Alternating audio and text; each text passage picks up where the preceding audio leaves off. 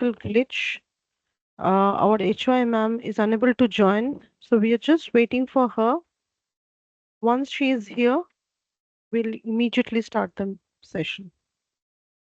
Kindly be online. And please don't start another meeting that can create problem for the other participants. Join in this particular link which is shared with you.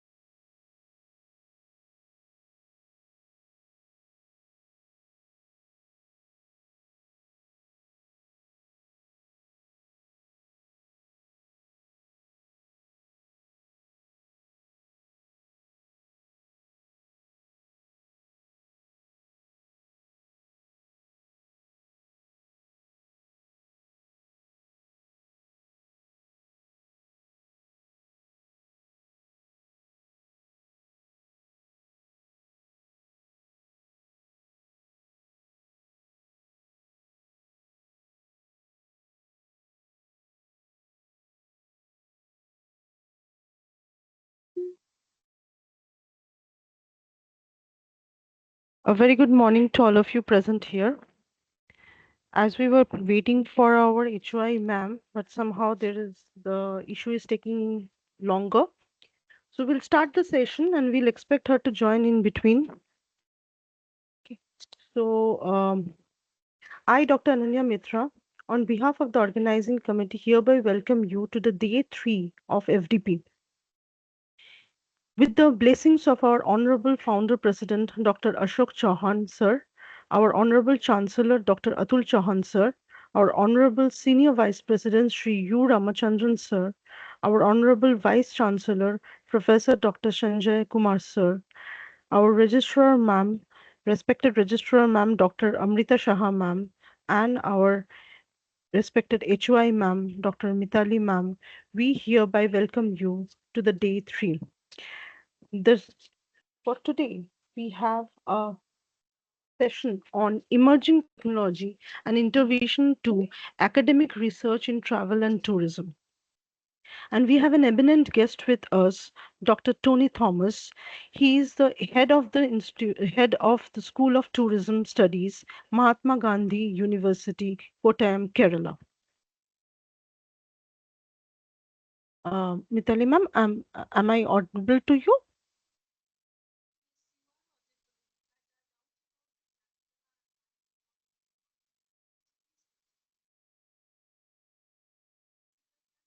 Am I audible to you?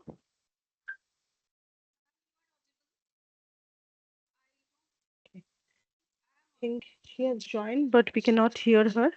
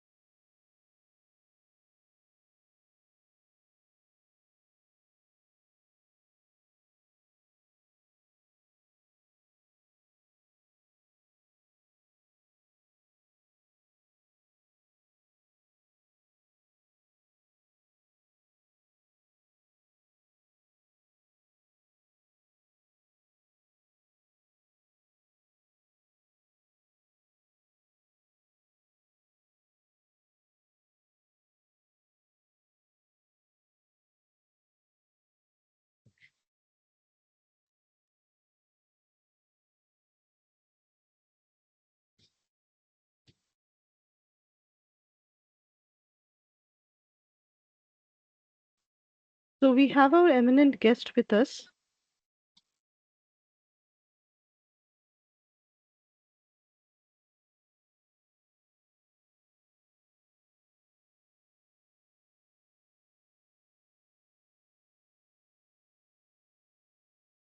So for the day, we have Dr. Toney Thomas. He's the head School of Tourism Studies, Mahatma Gandhi University, Kottayam, Kerala.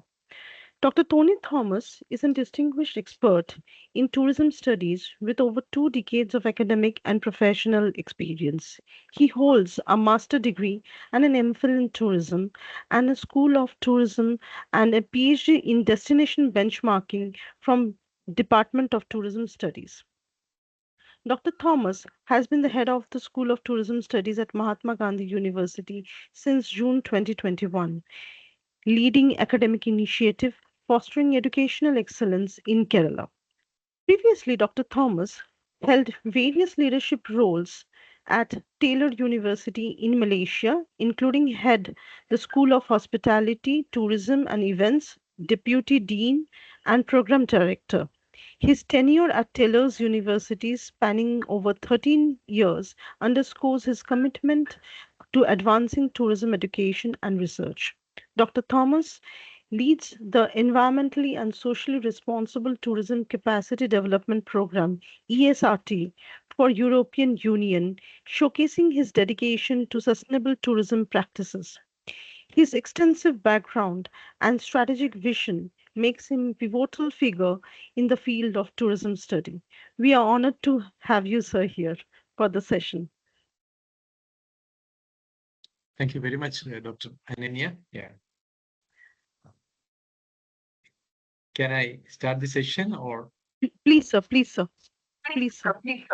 All right. Thank you. Thank you very much. So I will share my slides first.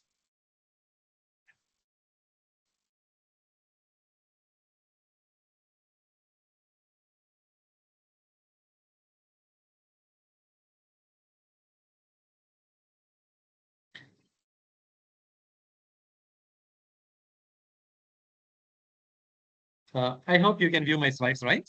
Can you respond, please? Yes, sir. Yes, sir. All right. All right.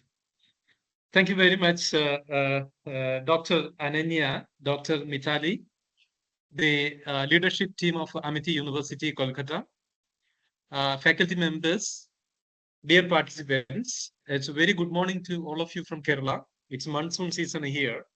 I was just alerted that there is an electricity problem. In case I'm disconnected, I will be connected immediately. So that is a disclaimer in advance. My session today to all of you is emerging technology and intervention to academic research.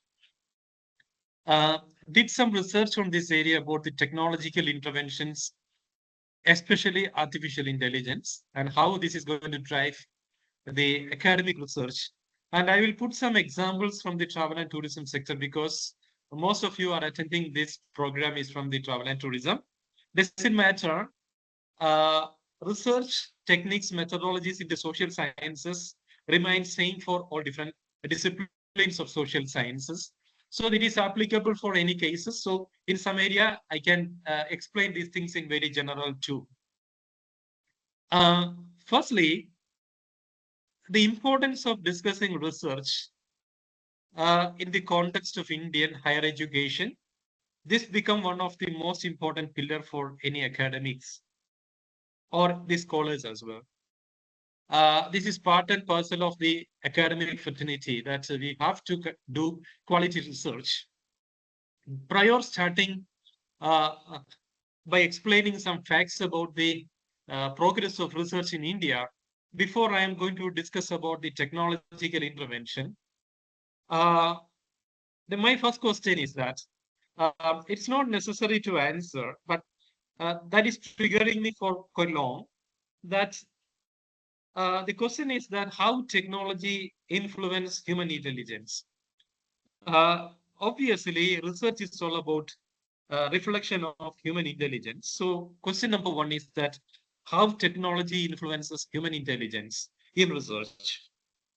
My question number two is how research publications evolved over time and how technology changes the way we do the research. That is number two, question number two. And the third one is the technology in research is an advantage. We can harness from it, or it is going to be a disadvantage. So these are the three questions which is coming to my mind to answer.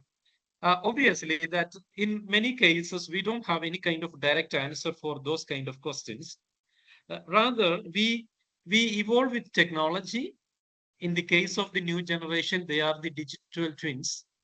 In the case of me, I can be a digital native where technology is influencing me. But in the case of the new generation students sitting in the class, those who are doing PhD at present, perhaps they are actually part of the technology, the digital twins. They cannot avoid technology in their journey. So both of these contexts, the answer for my question, that is the influence of technology on human intelligence, can have a different kind of answer with their own justifications. So my question is that how this is going to influence the technology influence the academic research, especially in the case of the social sciences. So with this prelude, I'm going to start my presentation with one important slides I wish to ask you. So publication landscape of India. The question is that do you know or have you think about which country in the world produces large number of publications? So since we are online, just reflect upon yourself, no need to answer here. So the question is that publication landscape of India. This question why I'm asking is that my foreign experience. Um, uh, I have discussions with the scholars abroad, and I was working there, and I was doing some kind of research. Many scenarios I have seen that many presentations literally a little bit blaming the context of India, our research, and the main concerns of Indian scholarly output is uh, related to predatory publications. So, statistically, in the world, India produces the largest number of predatory publications. We have predatory publications as well as predatory journals. This is happening intentionally or unintentionally. It can happen both way because a beginner, a researcher who starting their research, they may not be able to understand the full context. So they may be trapped into the problem of predatory publications by paying some money and they publish their article and that article is not at all valid and that causes the blacklisting of this particular article. So even still today, India produces the largest number of predatory publications, and no one is even very close to us. So that number of predatory publications we are actually producing. Based on the statistics, what I understand is that every year almost 70,000 publication comes out from India that is predatory in nature. So, but in the other side of that, this is Zimago Journal Index, Zimago Journal Indexing, or Zimago Country Ranking. Uh, Simago country ranking is explaining about the intellectual output of every country. That is scientific output of every country in terms of their publications. So I'm listing down based on the latest available context. So at present, China is producing the largest number of publications every year. It is almost 10 lakhs publications. And their H index, that is, H index is indicating the productivity is 1,210, and our citation, average citation per paper is 1.12. So this is the context of China. China was not in the picture 2 years ago. 2 years ago, China was not in the top ranking. Rather, it was US, UK. So these countries were in the top ranking of the number of quality productions by Simago Journal ranking. So the second one is United States of America. They produces 6,97,000 articles per year. Their H index is that is productivity indicator is 2,880. Citation is 1.03. So in terms of the competition, looks nice like China as well as in India.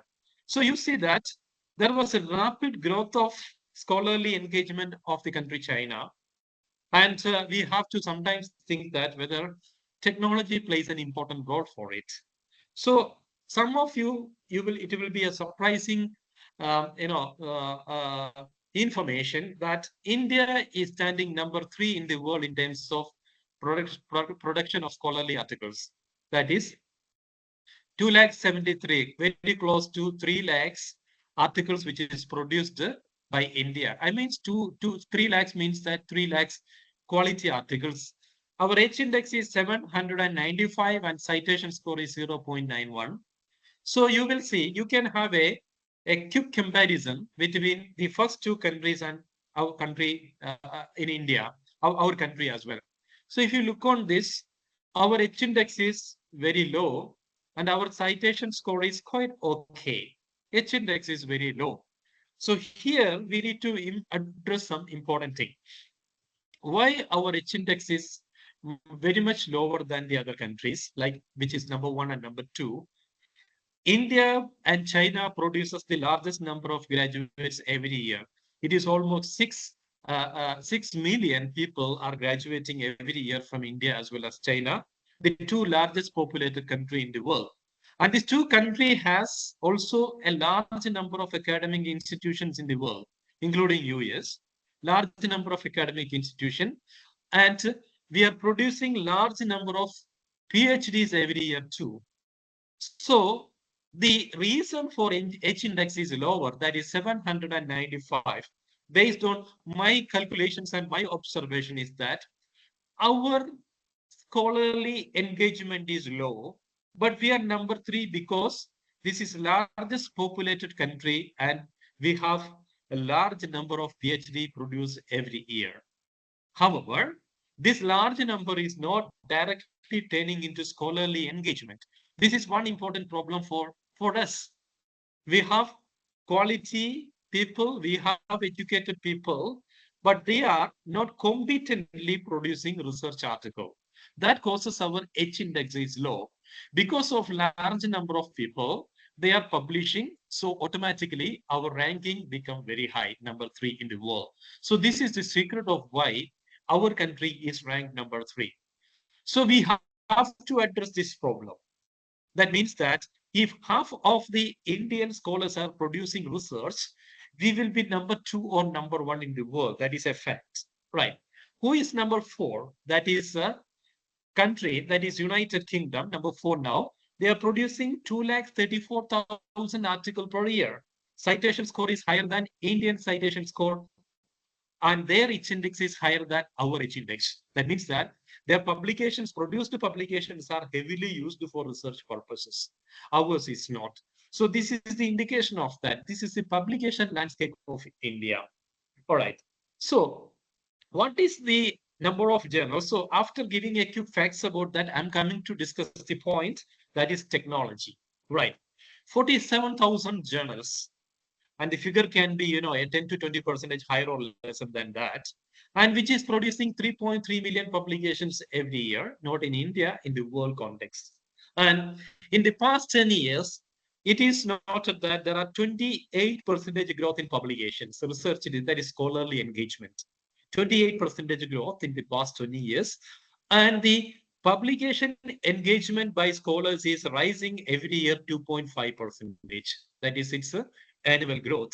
So why I'm giving this statistics is that how important the research is globally. Coming to the two countries, two most populated country, and having high emphasis on education. What is the context of China? China, the growth of publication is 42 percentage. That is the reason China is number 1 now. 42 percentage growth, because their academic priority is highly emphasized on scholarly productions, publications, research, and its outcomes. And we are not bad too. India's growth for scholarly engagement is almost 11 percentage annual growth. Now I am coming to look on the tourism and hospitality field, that sometimes it is important to recognize that number of journals. 257 recognized journal. Um, and this figure sometimes questions as well. Another note, I found that 137 peer-reviewed journals as well, because there can be many journals. They are not uh, quality indexed because of several reasons. It can be new journal, or it's a predatory journals, or it is not recognized that way. So in the case of us, that tourism and hospitality is a new discipline. So we have 257 journals in front of us to publish a lot of articles. All right, with that, I'm coming to start thinking about our context, the technology. Prior to that, what is the process of knowledge production? That is, I mentioned in the beginning that this is the intervention of the human intelligence, that we are doing research that indicates that in the social science we are inventing something which was not invented before. So what is the process of doing this one? Every researcher is undergoing these 5 different steps. Every researcher who is engaging in scholarly engagements. First one is the generation of knowledge. Take an example of that. What is generation of knowledge? That is, the generation of knowledge can be Newton's theory of motion. It can be Maslow's hierarchy of motivation, or it can be any theory related to that. And as an example, in the quantitative way I am explaining to that, it can be the production of any theory, that is the generation of theories as well as models. That is not the end. Example, Thomas Alva Edison invented the light bulb. That light bulb was using tungsten. And at present, we are actually using another different kind of technology, LED or any kind of latest technology of that. But the base of that particular invention was tungsten by Edison. So generation of a theory, generation of a law, a generation of a theory and law that will grow further. People start using that. theory of motivation or Edison's invention of the light bulb we are actually using for years and decades and all. But however, that means that that particular field is growing. For Maslow's hierarchy of need or social construction theory or any kind of development theories on tourism that grow, how this is going to grow, that is growing with scholars engagement, that people are doing research on that. So that it expands. It expands. That theory may be sometimes challenged. Uh, that theory may be sometimes questioned. That theory may be sometimes altered. And the theory may be sometimes modified. So this is how the research is taking place, that we have to challenge the existing knowledge. And in a day, sometimes it leads to an uh, uh, obsolescence that is uh, that become redundant in a way, possible because of the changes. Any theory, that theory become redundant. A model can be redundant, or it can be shaped, or it can be reshaped based on the research. It is not necessary that the theories of social sciences always being the same, and it can be modified, it can be challenged, and all the researchers can be skeptical on existing knowledge. So that is the redundant, okay, obsolescence. That causes the transfer to a new model sometimes.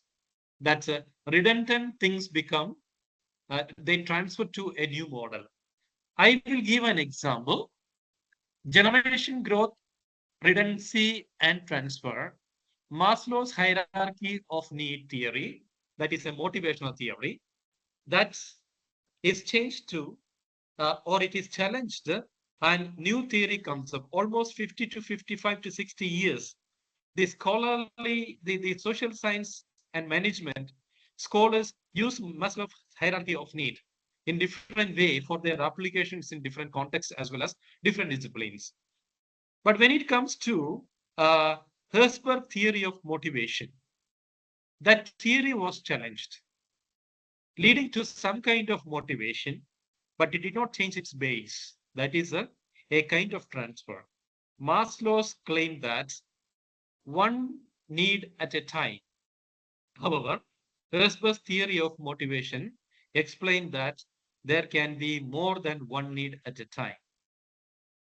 So sometimes the pyramid, or the way people look on that, it can be challenged, and accordingly, if the theory is supporting that knowledge, that particular theory can be transferred, and it definitely will have an intergrowth most of the time. For an example, tungsten and LED technologies are growing together.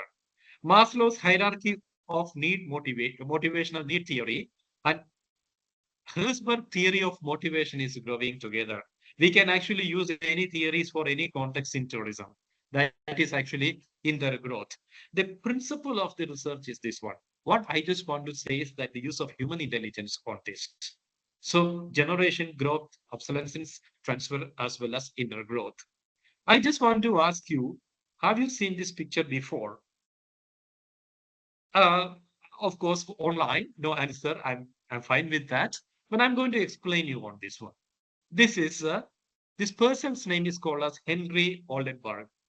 Henry Oldenburg. He is a German theologist, and he is a diplomat and a natural philosopher, and he is the secretary for the Royal Society.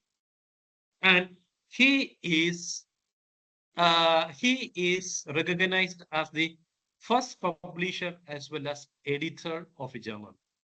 That is termed as the first journal in the world, first recognized journal in the world. That is Henry Oldenburg, that is the secretary of the Royal Society.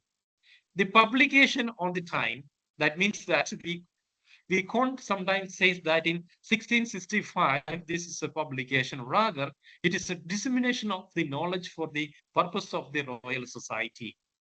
And and he took the lead role, that is Henry Oldenburg in 1665, the lead role as a publisher as well as editor. It has its own design and purpose of dissemination of knowledge to the people, that is the society. And and later, So this is the first journal in the world. The first journal in the world is the oldest as well as or the oldest active journal in the world is Philosophical Transactions.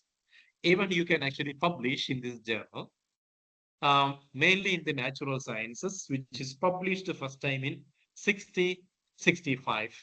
And Henry Oldenburg is the first publisher as well as editor of this particular journal. And what I just want to say is that the 1665, these publications made every month, that is monthly.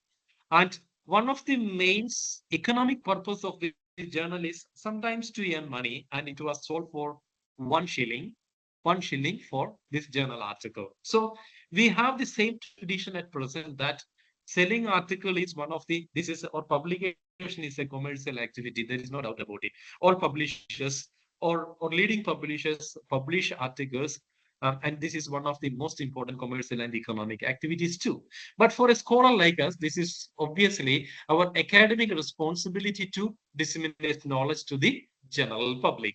So this is the philosophical transaction was the first journal, and this journal is still active now. This is Maxwell's discovery of the electromagnetic properties of light in 1865, which was published in the same journal, that is the Philosophical Transactions. So you see that this is the publication of that particular article. It is published in a written way. So this is the oldest form of publications. The many prominent natural scientists, they published in the Philosophical Transactions too. So this publication was in 1865. In 1919, that is the solar eclipse from the Frank Dyson. And an article which has a high level of importance from its picture. That is a determination of the deflection of the light by the sun's gravitational field. This paper published in the Transactions in 1920. 1920. So why I show this picture was one of the main claim of this particular publication. Right. Also, this is published in the Philosophical Transactions. So let us look on that how the transition as well as um, how the publication as well as scholarly engagement landscape is transformed. So looking on this one, 17th centuries, that is origin of the philosophical transaction. And in the 17th century itself, the publication was for the sole purpose and benefit of the Royal Society. And Henry Oldenburg was the first editor as well as the first publisher. And 18th century, this was most this phenomena was more socialized, where the publications and dissemination of knowledge has better structure as well as number of editors in terms of looking on its publications as well as quality arguments. That is the 18th century's initiatives that is more structured as well as become editors. They started doing editorial or scholarly works for publication of the research article. And in 20th century, we had the standardized formats as well as style, established a format as well as the style. And in 21st century, public domain and access. Now, whatever the way, any scholars, we have the ability to access, we have the ability to access uh, journals. Uh, Despite looking on whether this is in the legal framework or in the illegal framework, we are able to get knowledge. That is the strong presence of the public domain as well as access of knowledge that is in the 21st century.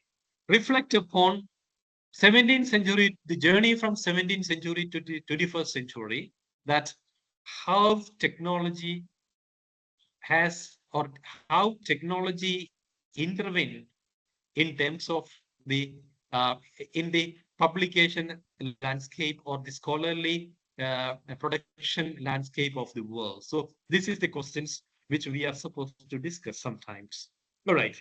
Many of this journey, you are performing it. I'm sure that many of you are publishing very well in good journals, and you definitely will have a good idea about it, most of the cases. Conducting research in the historical past. I'm coming out from this particular, uh, you know, uh, um, historical background by centuries. So, historical parts, how did the research conducted in the ages ago? In the ages ago, or even now, the academia or or scholarly engagement always claims about the three important cognitive engagements. That is the cognitive, affective, and psychomotor processes. When we are doing this, our outcome-based education, these three terms are very familiar for all of us. Cognitive, that is our thoughts and our feelings and attitudes and our process. In the case of the research, if we are engaging in any kind of consultancy projects, publications, research projects, it is expected that a scholar will go through these three different processes. That is cognitive, affective, as well as psychomotor process in different levels. So a thought and they feel and they will have an attitude on that how we are going to perform that, and we will definitely have a scheduled organized process leading to the production of publications. That was from the beginning, that is the introduction of the philosophical transactions to now we have this process. My question is very simple, that how much technology can have an intervention on these three different cognitive levels: cognition, affective, psychomotor process. Yeah, definitely, somewhere or in many places, technology have a great level of influence on this. So, how much it can be, and what is the implication of that? Definitely, this is a question because we are living in the digital native or digital twin era. The thought process and the case is solely handled by the researcher, and it is all the researchers uh, direct interventions that we need to think. That is ontological aspects, ontological stances. As we know that this goes through ontology, epistemology, methodology, methods, and techniques. So thought process solely handled by the researcher, and it is a human-centric process. That is the historical past when there was no intervention of technology. It is explained that this is a complete human-centric process. That is the historical past. How did the researchers conduct in research in ages ago? 1884, the first intervention comes in, that is punch card tabulating machine which can record data. 1884. That was the first intervention. We can consider that how technology have an intervention on scholarly productions on research, because a punch card tabulating machines can record data, recording of data. 1968, the use of software for data analysis. Very simply, today what we are using for management and social sciences, social science package for statistical package for social sciences, SPSS by IBM. 1968, the use of the software for data analysis, that is Norman and Nee Dale as well as Ment. They invented the statistical package for social sciences, 1968. Now we have different versions, believing that version is up to 29, including the use of structural equation modeling by IBM. Okay, Amos. So we have softwares to run this analysis. This is a just important preliminary discussion on that. I am not asking what is the sigma y x, etc. Look on that. This is the first technological intervention, that is the use of software for data analysis. If I am asking to anyone of you or asking myself and my PhD scholars that what is the basic formula, or we need to do many things in the data analysis, particularly when we conduct quantitative research, we have to have a lot of interventions with the statistical packages. So I'm asking my scholars now that scholars, you know what is advanced statistical analysis, you know what kind of modeling you want to do with MOs, or you want to do, you want to know how you are going to do, your regression analysis or factor analysis. So they are able to perform this one. They sometimes do better than us. Their functions, or navigating skill for this kind of software is better than maybe the PhD supervisors, because they are digital natives. They know how to do that. This is already part and parcel of their life. I asked very recently a question to students that, okay, well and good that you are performing your data analysis yourself. Can you just tell me that what is the basic formula of need? But unfortunately, they don't have an answer for it. They don't know what is sigma fx divided by n. This is the formula which is used to generate some kind of results in the SPSS. But they do not know. We cannot blame them because they don't want it. Because a medical doctor do not want to know that how a CT scan is functioning. That the doctor is more interested on the result of the CT scan. The PhD scholars' interest is to see what is the result and what is the value out of it and how the values can be interpreted. So my question is that from 1665, publication in the Philosophical Transactions, and 1884, when we invented the punch and tabulating machines, did it take some kind of skill from my scholars? This was my question, that you do not know what is sigma sigma fx divided by n. That is a simple calculation of mean. So that it become redundant in a point. That is the introduction of the SPSS 1968, the use of software for data analysis. That was the first technological interventions into research. Coming to that, 60s reduced human error and increased the speed of the research process. Here, 60s intervention, the technological intervention was more on removing the physical constraints, more on process based, changing the way researchers collect the data, collection of large number of data using technologies, and navigate the software interface than designing research on a paper. So 60s intervention, that is maybe we can't say that this is industry revolutions, but it's part of the industry revolutions. Not exactly IR 1, 2, 3, 4, but every revolution has an implications on the scholarly engagement of the people. That is particularly for academics, reduce the human errors and increase the speed of the research process. As we know that technology will help us to reduce the errors. A calculation by using a formula can most of the cases cause some kind of errors. But somehow a calculator will not give you a wrong answer for you because it has its own formulas. So that was the changes way researchers collect the data, collection of large number of data, that navigation of a software interface than to design the research on paper. So this was our second intervention, I can say, into the research. Now it's coming to the next one, the technology research, data collection, processing, and interface.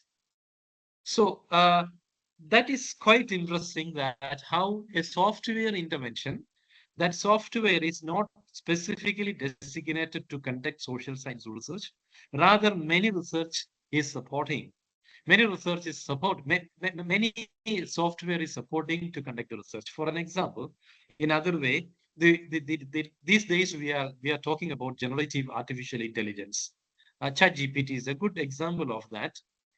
In fact, we have several use of this generative artificial intelligence for the research. But the mere fact is that the AI, generative AI, is not solely designed for research purposes. Anyway, I'm coming to the discussion of that soon. Changing the way researchers collect the data. There are many different softwares which is supporting now. Some of you may be using some of this, but I will just tell you what exactly it is. That is the third technological interventions. For example, I put three examples here. That the first one is integrate.io, the second one is smart proxy, and the third one is bright data.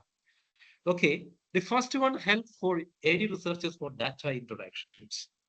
They can get data in their fingertips. The data interaction integrates.io, the software can be used. The second one is smart boxes can be used for data access. World Wide Web, the technology, websites can access large number of data, but assume that you as a researcher, you want to really narrow down and filter what really you want. It is possible through different kind of softwares. That is Smart Proxy as an example. And Bright Data is a data collection platform too. So here, the third technological intervention as an example. You may challenge me that is it going to be the real third technological interventions? May not be, because based on my experience and my readings, I just interpret that things in this way that every advancement will have an implication of the research. You can take it that particular way, especially I'm talking about here the third technological intervention, data collection, as well as the processing interface. Right. And technology into research, intervention of methods. Uh, in the beginning, I told all of you and I discussed with all of you that the uh, the uh, cognitions and affections and motor skills. So these three things are highly vocal in the academia. If students are doing, we are actually asking the same thing for them. Think about it. Become thinkers. A researcher are thinkers. They are thinking something new. That means that they are arguing with something that is not existing and arguing that there is a possibility of existence. That's how research is all about. That means that something that is new and which was not existed before. The technology in research intervention of the methods. There are case studies, checklists, interviews, focus groups, and surveys. I put this as an example. Case studies is a methodology in the qualitative research. Checklists, definitely, which is used for different data collection purposes. And interviews, that is a process. A methods which is used to collect the data. Focus group is an interview method. Survey, we can collect quantitative data. Technology, technology has direct interface on all these things. Uh, these are examples. If you run through, we will have even more beautiful examples what you can actually see here.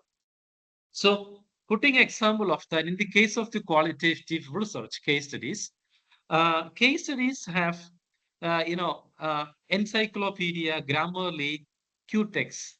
So these all will help the researchers to position themselves and their particular research. An example, Grammarly can be used for case study generations.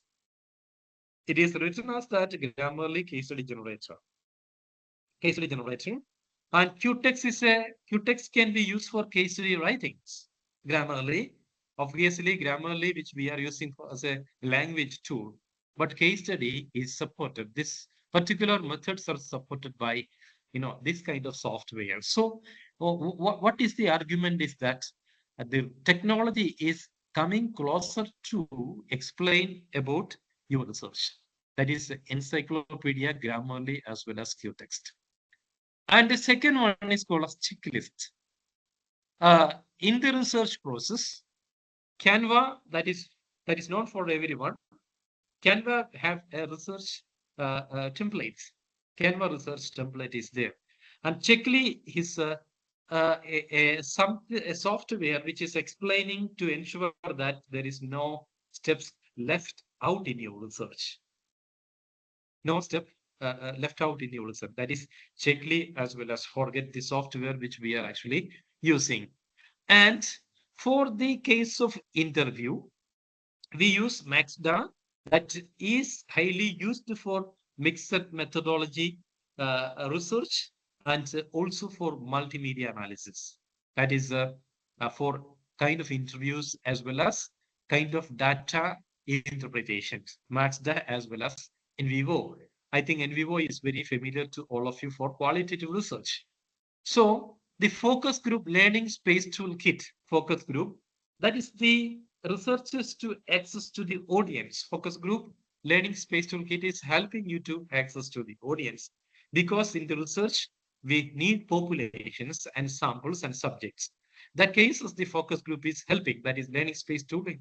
It is helping us to access the audience. And for quantitative research in this case, there are so many survey tools are there. Google Forms, Soho Survey, survey, many softwares are there.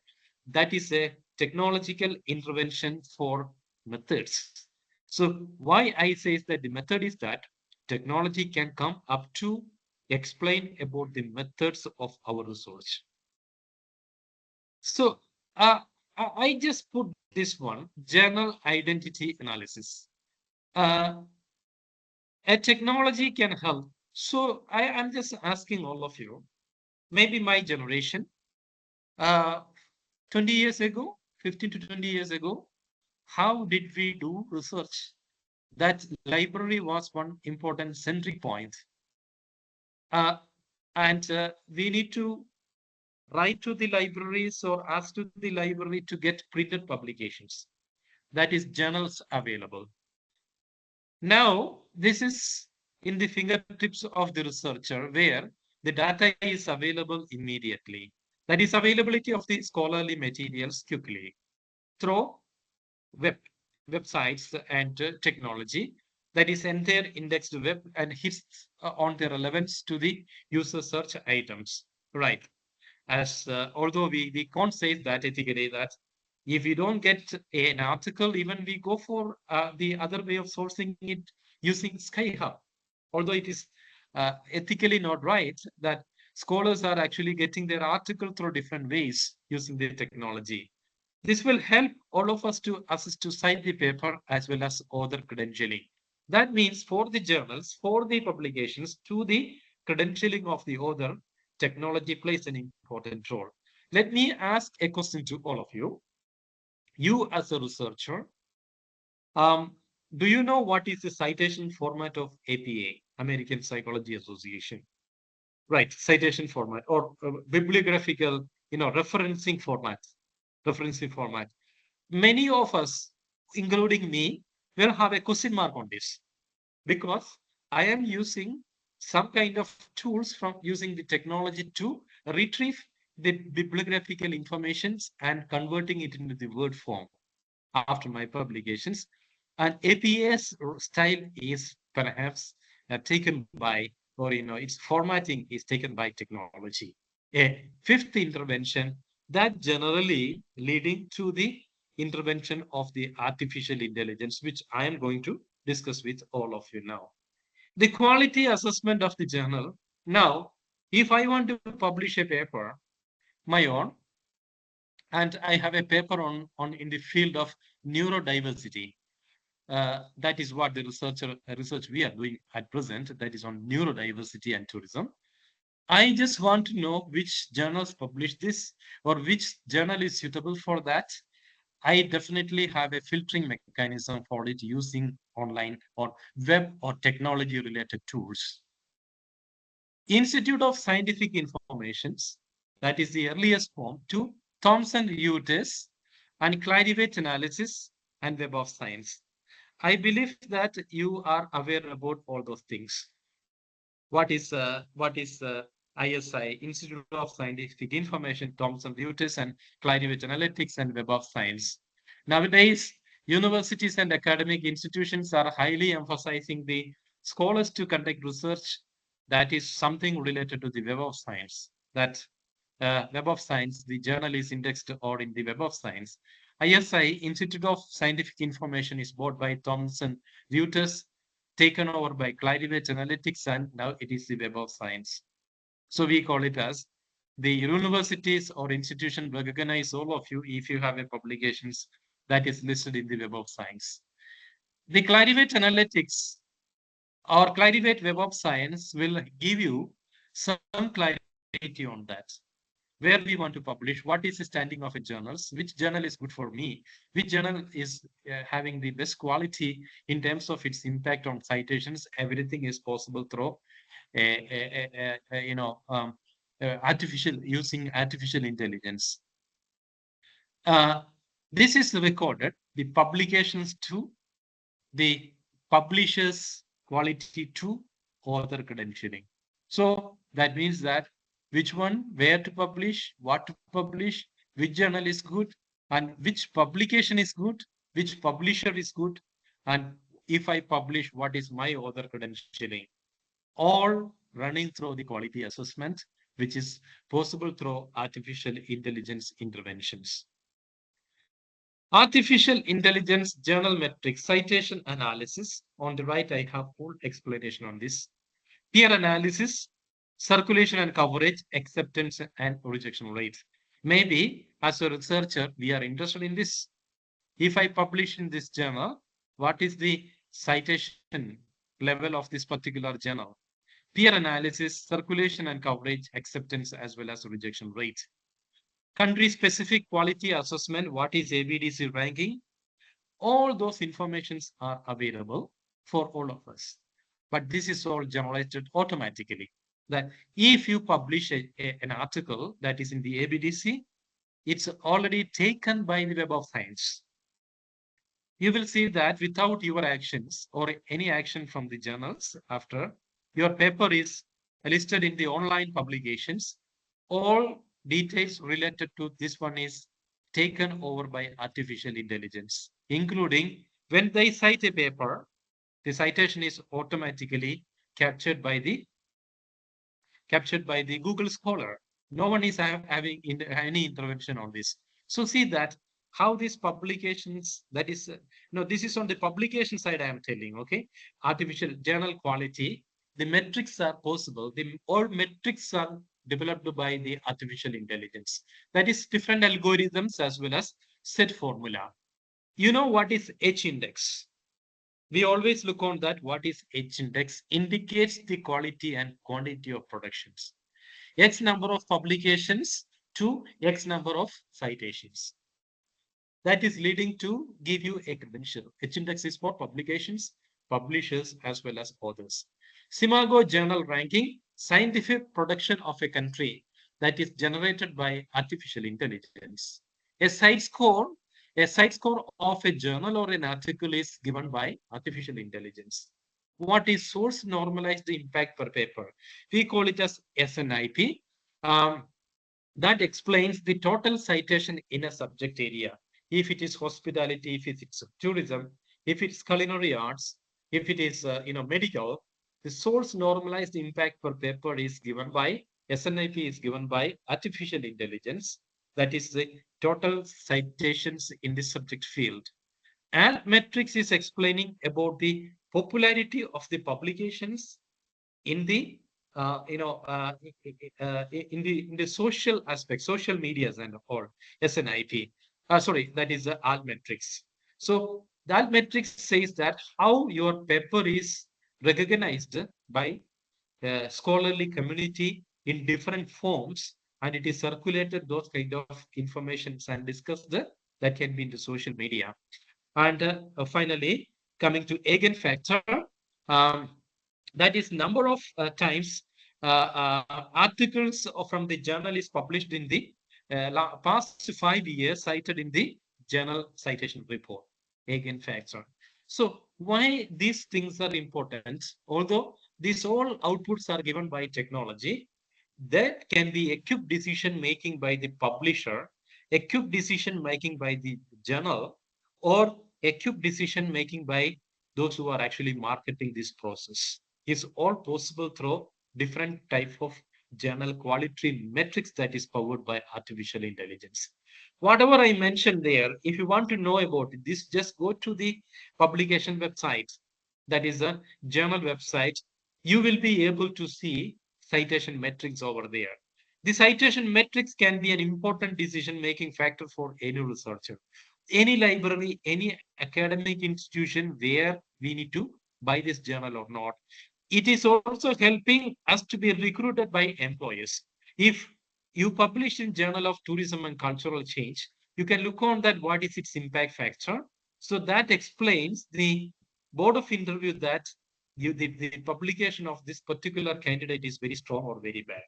So this is all, this kind of information is all given by the artificial intelligence at present.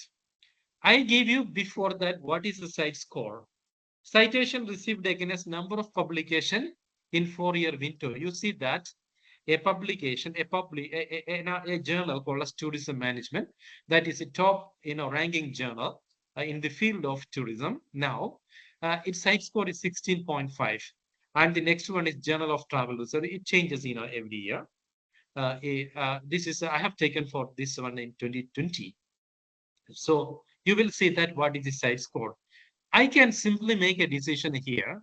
A site score is for me is very important to submit an article to the journal, because I sometimes do not want to submit an article to a journal which is having the high possibility of rejections. A site score of 16.5 is top journal where most of the submissions will be rejected. I can make a decision accordingly whether to go for the top tier journal, or I can go for a journal which is having a little bit lesser site score. Right. Yeah. Other example is that the altmetrics, which I mentioned before, you look on that. This is my own publications. The normality of unsafety foreign solo female travelers in India, published in 2018, which is having the largest altmetric in an year, that is 44. That is the this topic was highly discussed and disseminated through social media. That is explaining about the altmetrics. Now 44. So I can decide, I can see that which article, which kind of article having a high level of visibility in the society. Accordingly, I can write an article on that. And the altmetrics is produced by artificial intelligence of that particular publisher or a journal. Other credibility metrics through uh, through technology. Citations, X number of citations of an article. You have your Google Scholar, and every year you know that how many citations are coming in. And H index by the author, weight of quality against the quantity. That we always have a better balance of production of quality and quantity. I-10 index measuring research impacts. That is yeah.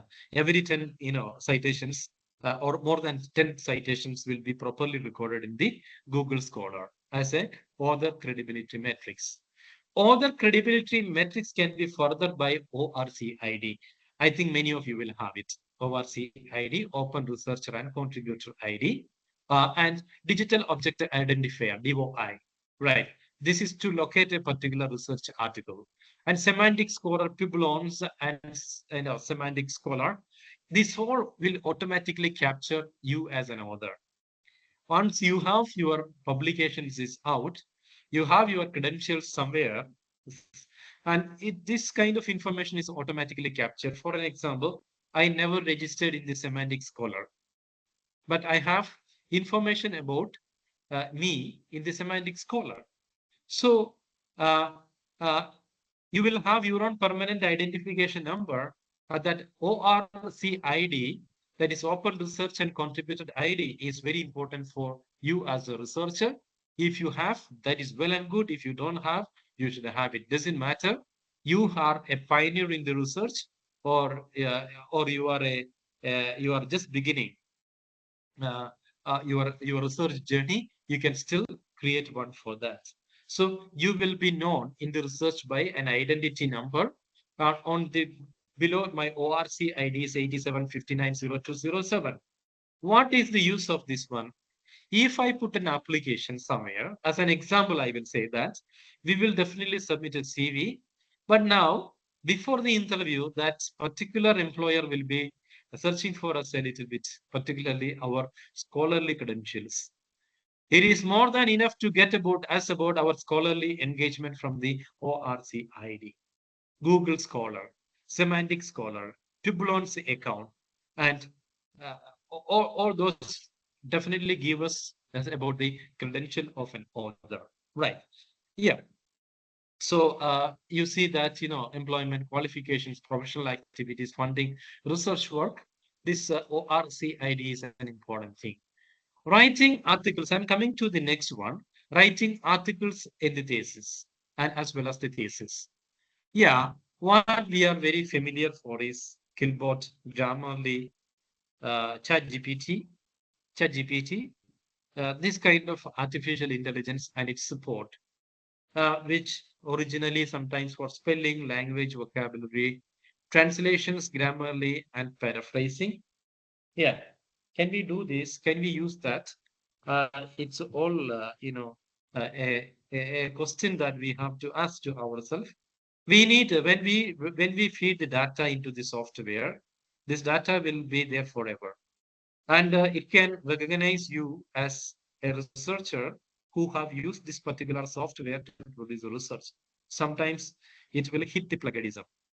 It will hit the plagiarism towards that. It sometimes take out our writing skills, academic writing skills. Do we want or not? It's a question because my academic writing skills are developed through continuous practices for several years. Reading an article, following that particular article, looking on the different kind of styles, looking on what kind of vocabularies which is used, and uh, and accordingly, I am trained myself. That is how you learn driving and how you learn cycling. It's a continuous process. That do we need this skill? And I just want to say that we need this skill, but technology have an intervention at present, yeah, on academic writing too. So advancing research writing, there are so many tools available that some of them I have explained here, and many of these tools which we are using also. And I don't deny or disagree with whether to use it or not. This all we have to answer through our institutional or our own research policies. Mandely is definitely a referencing manager which we are actually using 4 years ago. And Sotero is managing bibliographical data. Endon is helping manage bibliographic references. And Turnitin is looking on plagiarism, and Copyscape is looking on plagiarism. And LaTeX is a kind of typesetting as well as um, typesetting or editing tools, that is LaTeX. So we have all those kind of research writing tools that are available now in order to facilitate your research, in order to advance our research in the scholarly community. So we are actually using many of that. That is advancing research in the writing technology and its application in the psychomotor process of the human being. Right, psychomotor process of the human being. That is a mainly according to my speech now until now, this is the technology's influence is more on the process as well as to the decision making, that where to publish, what to publish, how to write, etc. More on skilling, motor skill activities, process related, coordination related activities. Because if you have mentally a reference manager, I can go very fast and this will coordinate my research. If I am using Tenitin or Copyscape, this is actually helping us to coordinate my thesis or coordinate my publication articles. LaTeX, it is coordinating how all the pages are similar or different or in a standardized format. Canva, we are getting kind of templates to write as well. So this is advances in research writing. Now I am coming to the intervention of artificial intelligence in the intervention to the human intelligence. I mentioned digital twins. Those young scholars here, they are digital twins. They are actually using technology, artificial intelligence, or any kind of hardware or software, which is used for many kind of research or scholarly activities of yours, teaching, learning, etc. Global academic difference is happening, and scientific publishing restrictions and co-authoring change in the future research landscape of the academic publication. Chat GPT is a question of that. What is the restrictions and policies of the scientific publishing and co-authoring? As why we are actually asking this one, there are articles co-authored by the artificial intelligence, especially in the medical sciences. So Artificial intelligence intervention, particularly to the human intelligence, is the sixth important interventions in the research. There are 1,000 papers published with ChatGPT as a co-author. The figure can be not absolutely right. It can be more than that. Definitely not less than this. 1,000, more than 1,000 papers published with ChatGPT as a co-author.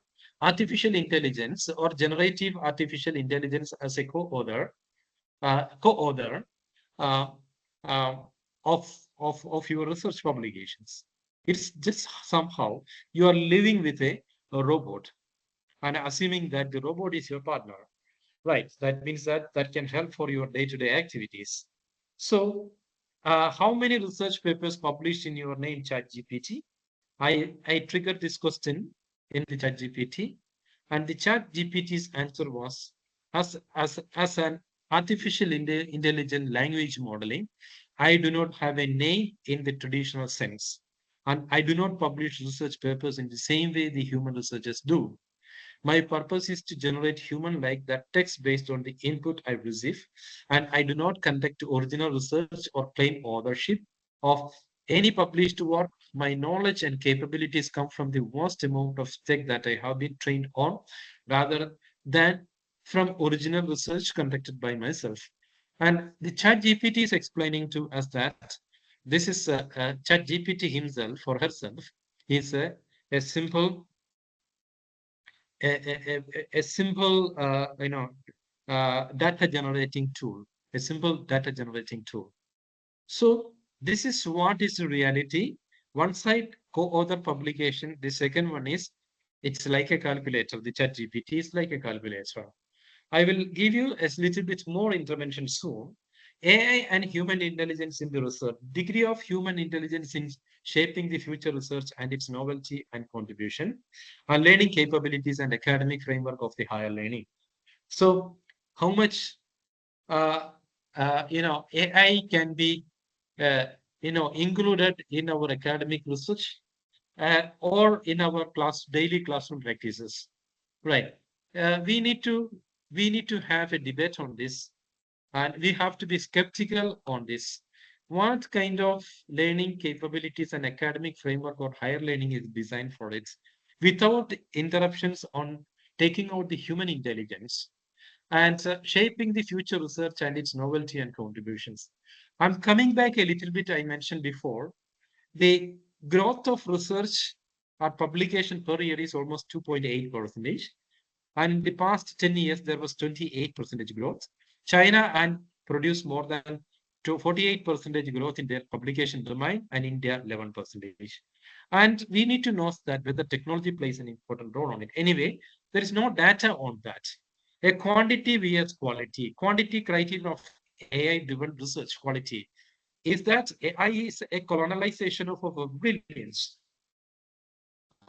It can be yes or no, depends on that how we are managing this artificial intelligence, right? How intensively or where we are actually restricting the artificial intelligence for the engagement of my scholarly activities. As building narrations, how can AI address the review comments? As an example, I will say that the process of production of a knowledge through a publications, and after that we are submitting this one to a journal, and the journal will review this paper or reject this paper or accept this paper. Once they review this paper, we will give the comments. Assume that a part of this particular article is written by artificial intelligence. Whether this artificial intelligence will have the capability to take out these comments and review this particular article again. And I want to say is that this is almost impossible thing. Even it is a hectic task for any kind of researchers, for a reviewer as well. So the question is that the validation of our research process using artificial intelligence almost impossible. Open artificial intelligence communicate and stimulate human conversations. Right. It will have its own advantages: data analysis, standardization, publication, dissemination of research. So open artificial intelligence is highly skewed toward that.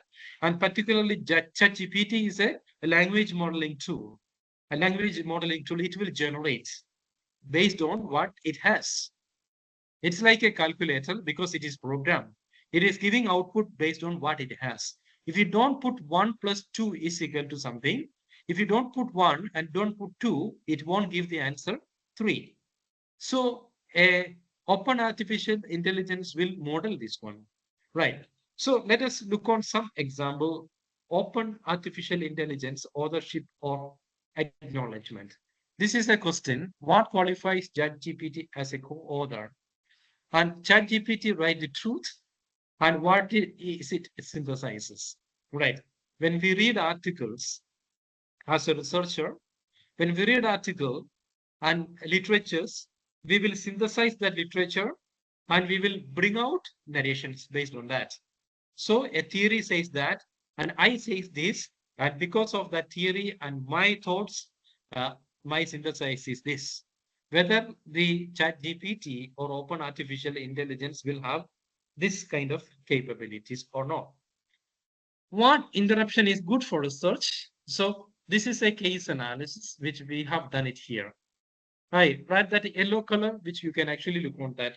Who wrote the paper, The Normality of Unsafety Foreign Solo Female Travelers in India? I did this case study. I did this case.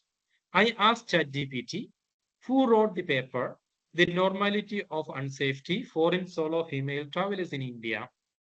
ChatGPT give me an answer very quickly. The research paper, The Normality of Unsafety Foreign Solo Female Travelers in India, was written by Christina Brugger.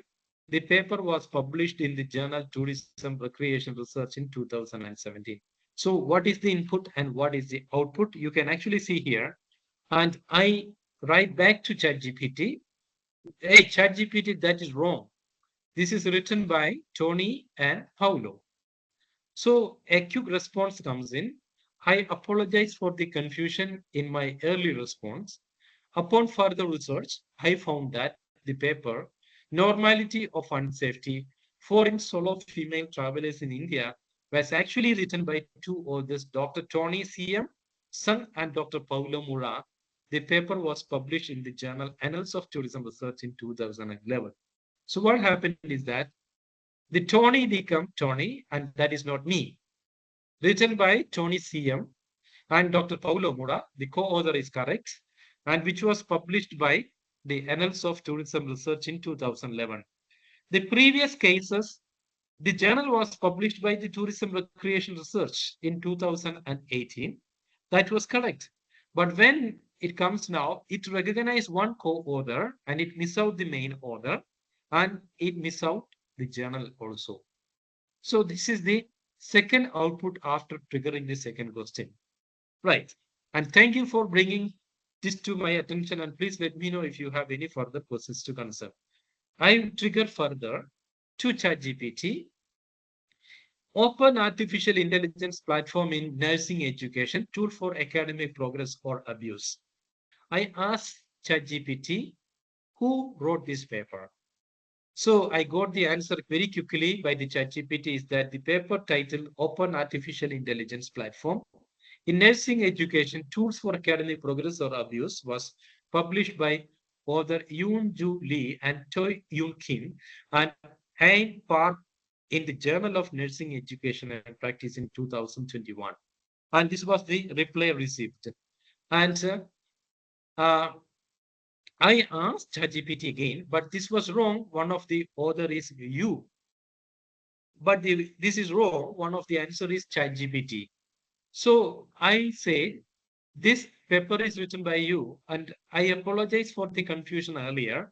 As an AI language model, I do not have the ability to publish research papers on or be listed as an author. Therefore, I could not have been one of the author of the paper you mentioned. I apologize for any confusions my previous response may have caused. So this was the answer by ChatGPT, and this is the paper. Right, nursing education, open artificial intelligence platform in nursing education, tools for academic progress or abuse. One co-author is ChatGPT.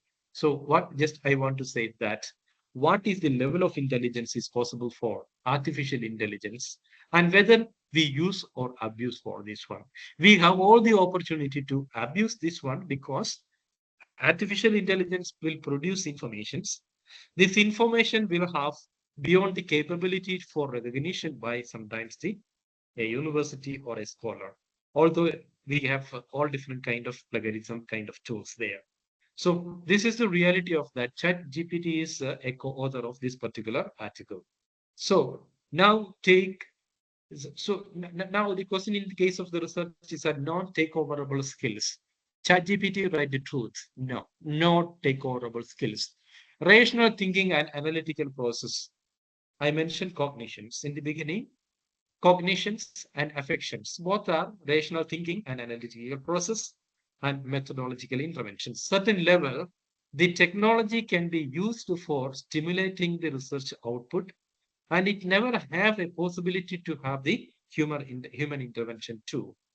And AI proposed implication in the research is massification of the research. 47,000 journals, 3 million research article per year, and uh, and this we to manage this one we need technology. There is no doubt. We cannot manage journal manually with all those kind of informations, data, and all. Is a loss of intellectual identity drain in the case of the abuse of artificial intelligence into research, which will cause authenticity as well as the validity of the research output. I am ending my talk with this one. Last one is the plagiarism. The plagiarism, there are different kind of plagiarism. We all know, right? Cloning, ghostwriting, control copy, find and replace, remix, recycle, hybrid, mashup, and 40404 error, RSS feed, and retweet. Knowingly or unknowingly, scholars are sometimes trapped into any kind of this plagiarism, right? So cloning is submit other work as such. And control C is copying of a single source without alterations. Right. Cloning, ghosting, and control C, copying and pasting there. So find and replace is changing keywords. Right. We have a sentence, but I change the vocabularies of that. Find and replace changing. And the remix is there. Right. Uh, your remix is that we are actually using paraphrasing tool. Right. We are sometimes using, our students are sometimes using remix plagiarism. Right. That can be intentional or unintentional remix that we are actually remixing, that is paraphrasing actually. Right. Recycling as that reproposing. Recycling, reproposing, and hybrid is perfectly cited source are copied with other informations. Cited source are copied with other informations. And mashup, that is a mix of copied as well as other sources together. That is a kind of mixing, like a mixture. That uh, these all are sometimes happen unknowingly, right? 404 error knowingly happen inaccurate informations on the sources. That means that something is written there which is cited by us by someone's name, but he has not written that. 404 error. RSS feed is the copyrighted information which we are using, and retweet is okay, paraphrasing of the information from the original text. So what is written here is that plagiarism through AI, it is explaining about what is the size of plagiarism happening in our academic research based on its weightage. Cloning and ghostwriting is having the heavy weightage, 9.5, and mashup is actually 9.1. So an example, hybrid, remix, mashup, 404 error, RSS feed, retweet is happening sometimes unknowingly. An artificial intelligence will be having the ability to trace this one.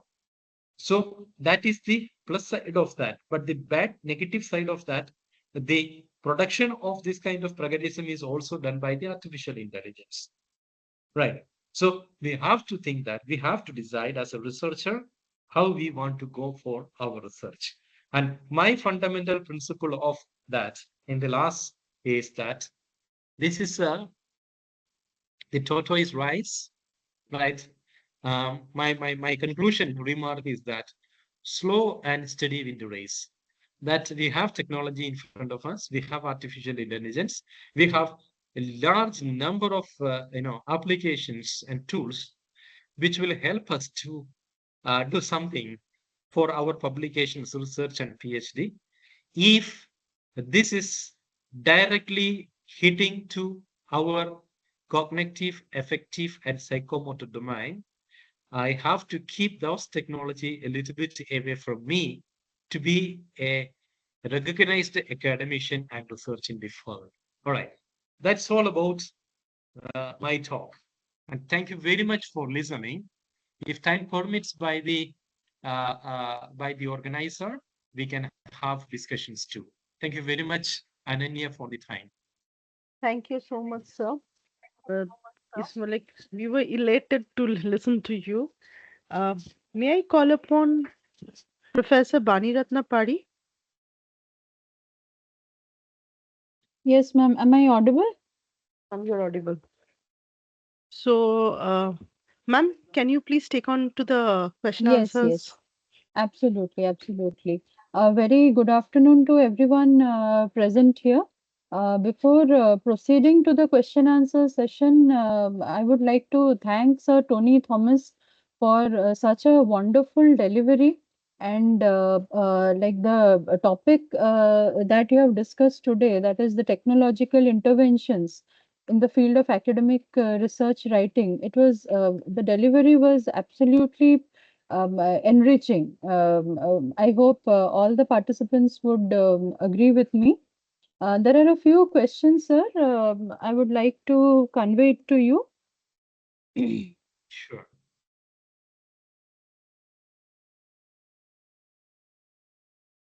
Okay. The first question is from Dr. Satvik from KSR DPR University, Karnataka. Am I audible, sir? Yes, yeah. Yes, yes. Okay. So the question is, does relying more on technology in carrying research work have an adverse effect on human creativity?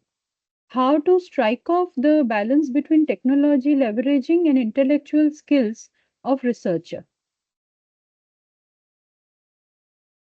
All right. Yeah, this question, because a very subjective question that will have a very subjective answer too, that uh, whether this technology will have an intervention to human intelligence. If we don't have, if we don't have a principle of use of technology for our research purposes, definitely it will have an impact on our human intelligence. An example, academic writing skill is a skill. Academic writing is a skill. So the language tool or AI generating tool can interface with academic writing. For an example, if we can feed those informations in our writing to any kind of artificial intelligence platform, it will produce output. For example, ChatGPT is a language tool, it will write very well. So it can produce some of your work in the form of a kind of academic writing. So definitely, if there is no principles established by the university as well as in the publishing mechanism, it will have an impact on human intelligence, no doubt about it. Right. You just look on that. All of us here sitting, I think all of us are academics here, and we learn English and we started reading articles and we started producing research. It is not because we have learned English in our primary schools. What we have learned later took into the intellectual capacity of us, and that into turned into academic writing style, our verbal academic communication, because how we are communicating to the class as a teacher is very different from how we are communicating with our daughter and husband and wife. So these all are human intelligence is turning to accomplish this kind of skill. So what I just want to say is that if we don't establish a principle, that it will definitely it will eat our brain, right? That will have definitely an adverse impact. Yeah, Okay. and other way. Okay, one more adding to this one. Every institutions and in the scholarly engagement we have ethics in research. Ethics in research. And if you want to be a young scholars here, if you want to be a prominent academic, there is no way technology can help you to recognize by a university. Right. Technology cannot help you to recognize by a university because your intellectual output through verbal communications and you as a researcher and academician is communicated through your own language. It is not possible through a language of artificial intelligence. So, sir, this is a very important question you have asked. And what is the simple principle of that? Because I was publishing, I was publishing when ChatGPT was there. And and immediately I found that there are so many publication comes along with the ChatGPT as a co-author. And I sometimes, disagree with that. That's my own, ethical ground. So we have to decide what kind of border or rules I need to draw in as me as an academician or a researcher. Rather, it should come from the, your academic institution or a journal policy. We as an academic to draw the line up to where we can actually go. So that is my thoughts and answer for this. Thank you very much, Professor, for asking this question. Thank you, sir. I think the query of the participant has been addressed. The next question is from Dr. Sweetie from Ramaya University of Applied Sciences, Bangalore. Her question is, what is the highest score and the lowest score in citation metrics? What score is usually considered to know the highest level of the acceptance in the journal? All right. There are two. That is, one is citation score, and the second one is called as impact factor. Right. The answer is this one. Uh, uh, the process I cannot explain because it takes a longer time. But I will make give this answer in a very simple way. The first one is the good journals. The good journals in travel and tourism. Mainly, the people are here in from the travel and tourism. That will have an impact factor. Impact factor. This is the published paper will have an impact factor, IF 1.5, 9.5, 3.5, something like that. The journal which is listed in the Social Science Citation Index, SSCI only have impact factor. So that is actually that indicates the rigorousness of the thoughts as well as process and the attitude of the publications. In travel and tourism, only 15 journals are there which is having an impact factor. But we have hundreds of journals which is indexed in the scopus. Correct, right? So that those journal articles will have highest number of citations will have an impact factor leading to say that this is the number one ranking journal. There is no principle of that what is the lowest one and what is the highest one. In the quarterly ranking Q1, Q2, Q3, and Q4, that is based on the quality and the quality reflected based on the quality publication that is cited by the journal. Q1, Q2, Q3, and Q4 is equally recognized. Right. If you publish it in Q4 and telling to your head of the department that I have a scopus publication, HOD will recognize that this is very good. But our task is that to climb to the highest ladder. Right. So if you go to Scopus, if you have a Scopus ID, you go to Scopus and list a journal or an article, it will tell you that what is its citation score, 16.5, something like that. So there is no specific principle of the lowest or the highest. Simply, the quality metrics are there. The highest quality cited article will have a better impact factor. An example, tourism management, travel and tourism research, annals of tourism research, tourism management perspective. These all journals are currently ranked at the top in the scholarly community of tourism. Okay. Yeah. You can go for Q1, Q2, Q3, Q4. or IF, impact factor. Good afternoon, sir. I hope I'm audible. Yeah, yes, madam. Dr. Yes, Mithali, good morning. yes, Dr. Thomas. It is incredibly pleasure for us to have you in this session. Very warm welcome to esteemed faculty members, my colleagues, and dear friends. It is with great pleasure and enthusiasm that I address you today to a special event featuring a distinguished guest who has significantly advanced the field of tourism studies. We are honored to host Dr. Thomas, the head of the School of Tourism Studies at Mahatma Gandhi University. Sir, uh, it's not just our pleasure. It's at the same time I could not attend the opening, the part of your It's session. okay. So please bear with us with that technical glitches. So today's topic session focused on research in tourism, embarking with its incredibly relevant as we navigate a rapidly evolving world. So your contribution towards this topic has enriched us immensely, sir. Over to my colleague, Dr. Professor Bani Ratna, will share the vote of thanks, and we'll look forward for further session with you. Thanking you so much. Thank you very much. Uh, Thank you very much. if Uh, I can, if I may just ask one question, Bani ma'am, like if you yes. permit me. Sir, Yeah, I yeah. have a Yeah, question for you, sir. I personally want to know that please. in our organizations, in all the organizations nowadays, we are supposed to make, we have targets of actually publications. Um, I personally understand the ethical part of it, which we must keep in mind.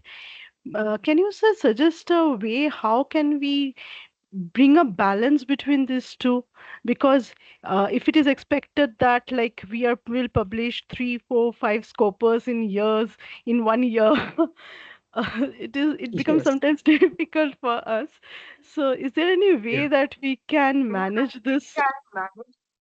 That's a very Yes, good question. this is Like to add two lines, Dr. Thomas. yes. I'm very proud the HOI, head of the Institute of Amity Institute of Travel and Tourism, on behalf of this particular area. And my scholars in the last academic session has produced almost 22 Scopus papers. Excellent. Yeah, yeah, So yeah, excellent. our pride, and with your proper guidance will be produce more. Please stay with us. I know, Definitely. stay Definitely. connected with us. We will have soon, Yes. very soon, further sessions with you. Thank you so much. Continue. Definitely. I'm very happy on that. Help academic institution to accomplish this one. And we have a good example here in my school. My scholars are really producing their publications in the top tier journals now. Although they are disappointed with the rejections in many cases. Yeah. So I think Dr. Ananya's question is a billion-dollar question. Okay. Firstly, I will say that a billion-dollar question where almost all academic communities are facing this issue, right?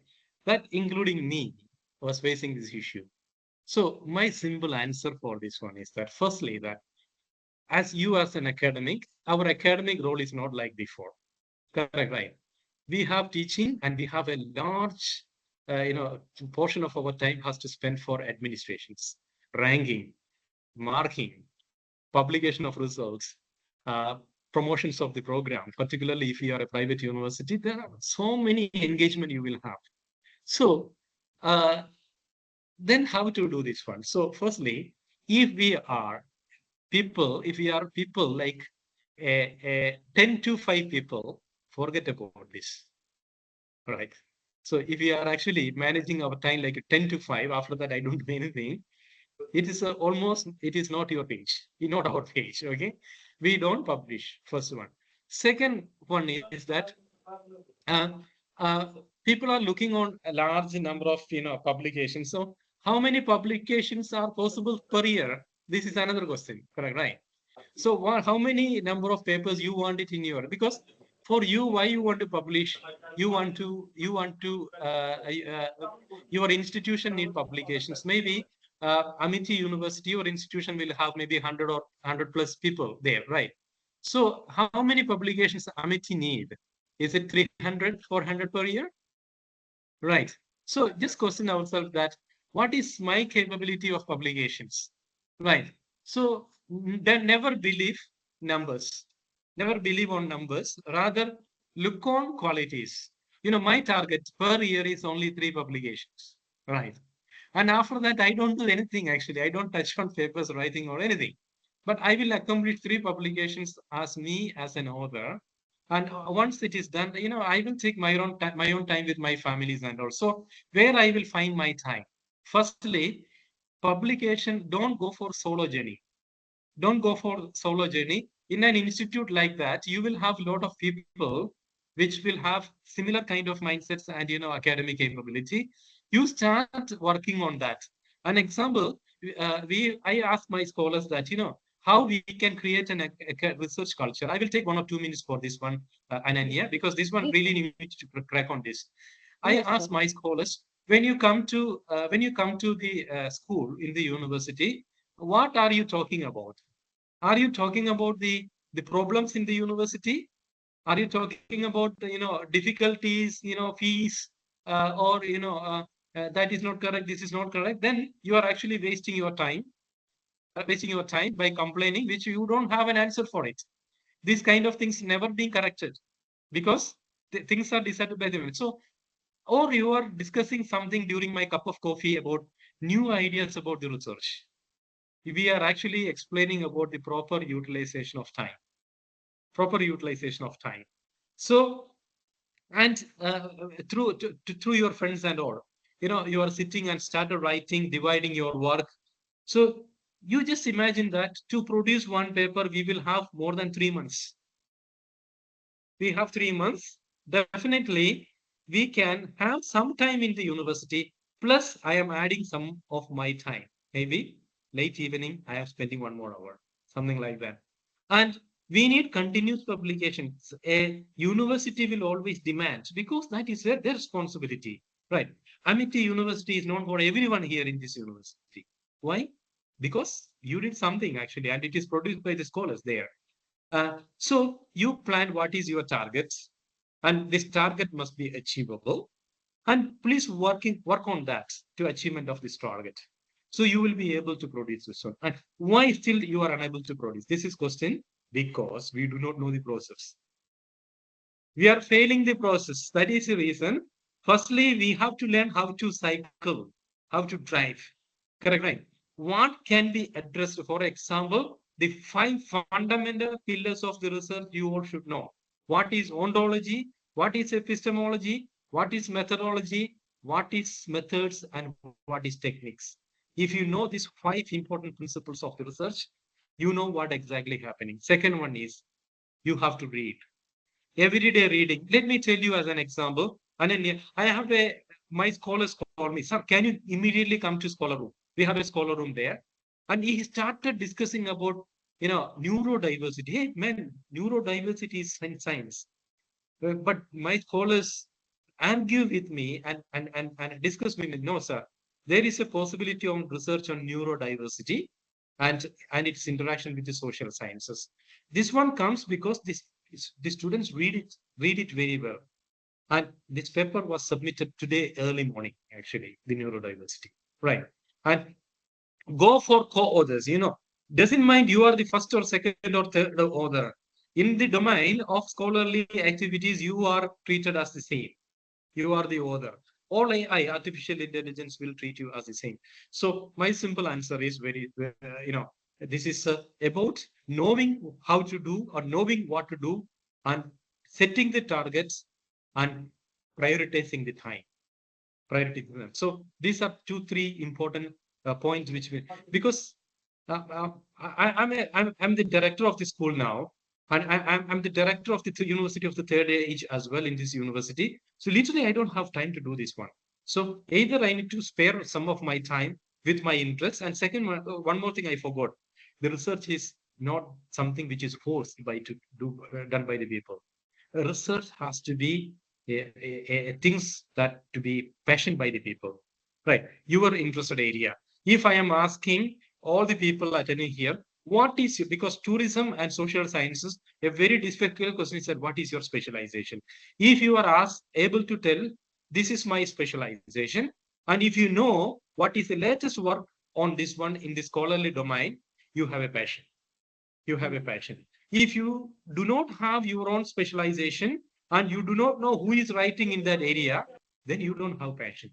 If you don't have passion, you have to motivate ourselves. You have to motivate yourself to be passionate. Okay. But one thing for sure, we cannot escape. Okay. If an academics, we cannot escape.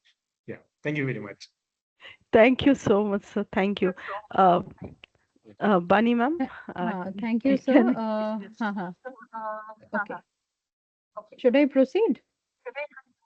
Yeah. Please, please, please. Yeah, sir, just two more questions. The third question is from Dr. Vikas Sharma from IFTM University, Uttar Pradesh. His question is Chat GPT helpful tool or technique for reviewing research article? Okay. The the the first impression of this one, ChatGPT is not helpful. Right. The reason is ChatGPT is producing information based on what is added in the World Wide Web domain. If so many information which is not available over there, which will not be producing an output. Okay. And second one is ChatGPT as a machine language can be confused, biased itself. It cannot be recognized exactly what is written by whom and where. Right. So ChatGPT is unable to synthesize information based on its real facts. But when we are asking ChatGPT to synthesize something from the literature, it will synthesize.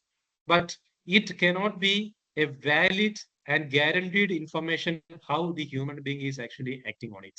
For an example, if you have 3 to 4 different research articles you read, and you ask ChatGPT to summarize these 4 articles, and get this result, and you yourself summarize these articles and synthesize it, I guarantee you that you will have two different synthesized outcomes. So that we cannot take ChatGPT as a reliable tool to synthesize those informations. Okay. Okay, thank you, sir. One last question from Dr. Sandeep from IHM Gujarat. He has asked as to how reliable an AI research tool like Gemini, uh, Site, etc. can be.